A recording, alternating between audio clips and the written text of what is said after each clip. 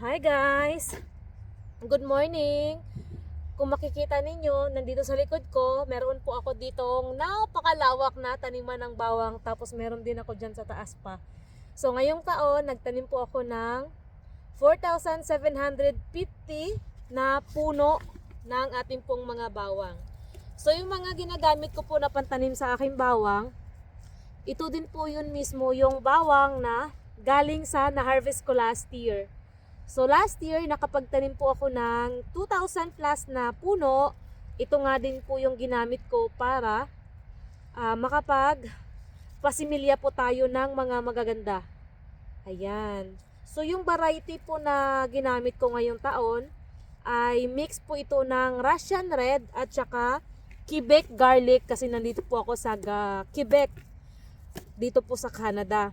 Ayan. So ang lalaki niyan, ganyan, ang lalaki.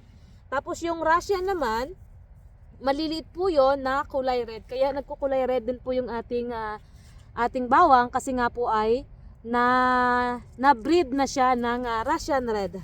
So pinaghalo yung dalawang variety kaya lalong mas masarap yung ating bawang.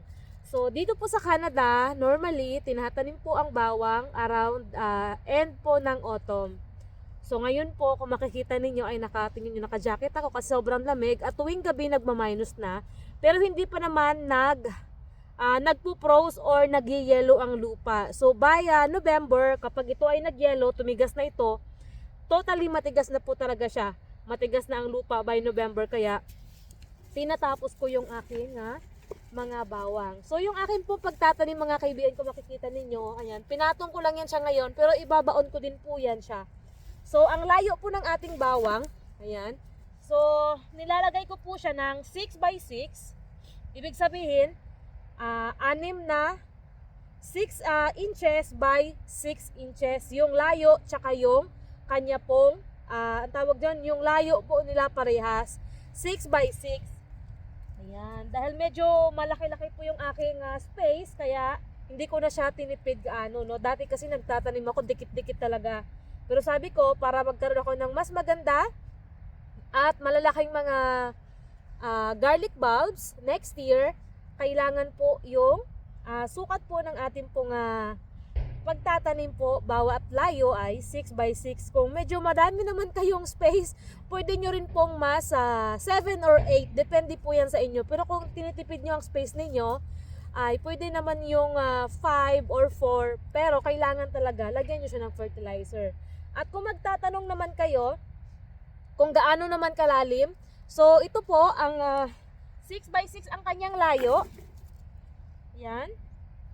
So ibabaon ko naman yan siya ng 5 to 3 inches. Pero pwede namang 4. So yun din yung sinasabi ko sa videos ko na pwede din namang 4 dahil maglalagay pa tayo ng, tatabunan pa kasi natin to ng lupa at the same time naglalagay kasi ako ng mga hay or mga straw. Kaya nilalagay ko siya ng 4. Hindi naman natin ma-perfect talaga yung 5 or 4. Minsan may 3 pa nga. Pero okay lang naman yun, basta tatakpan nyo siya. Yan. So, ilalagay nyo yan, tapos ibabaon ninyo. Kung makikita ninyo, ang bawang meron po yan siyang, ayan, patulis. Ito yung patulis na parte ng bawang. Ito po yung dapat ay nasa ibabaw. At yung flat po, ayan, kung makikita ninyo, matigas po yan siya. Yung flat na surface na yan, yan po, dito po lalabas yung mga ugat. Dapat ito po yung nakalapat sa lupa. So yan po yung lalapat sa lupa. Ibabaon nyo po siya malalim. Ayan.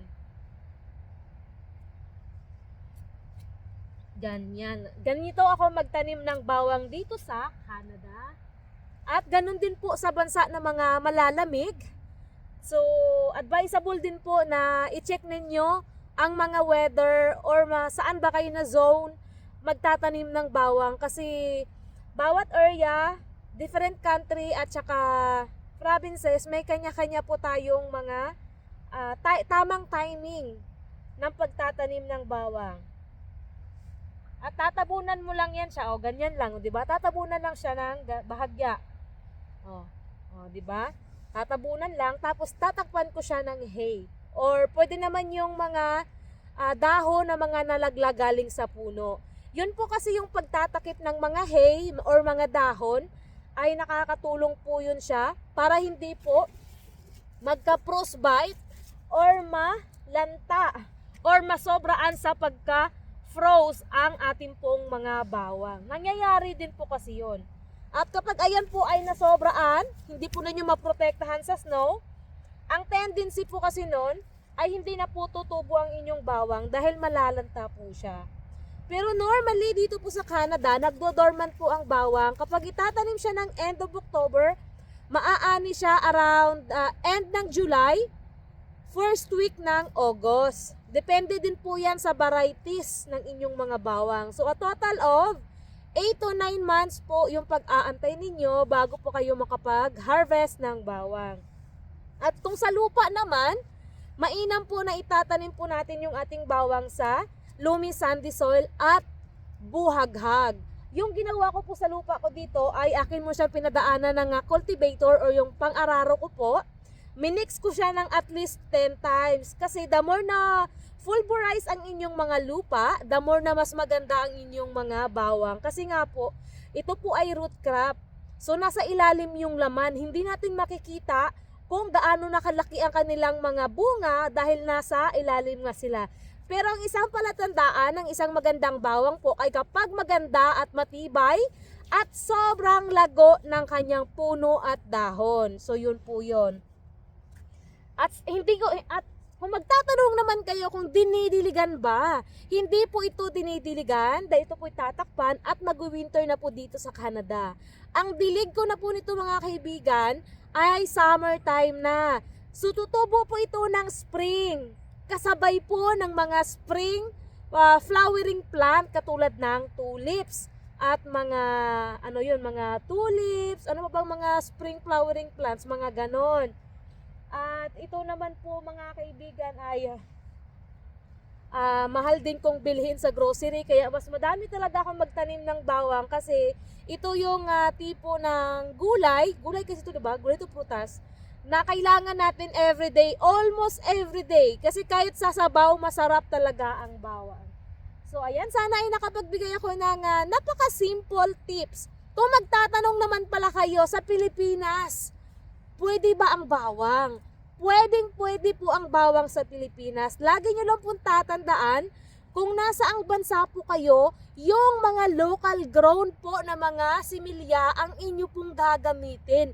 Mayroon po tayong bawang sa Pilipinas at ito naman po ay tinatanim ng birth time. Ibig sabihin, September, October, November, December, ayan, yung magandang season ng pagtatanim ng bawang sa Pilipinas. Lagi nyo lang din po tatandaan na dapat hindi po nabababad ang mga puno ng bawang sa tubig nang sa ganun ay hindi po malanta at masayang yung ating itatanim. So yun lang. Signing off. This is May again. Like Kote. Bye-bye.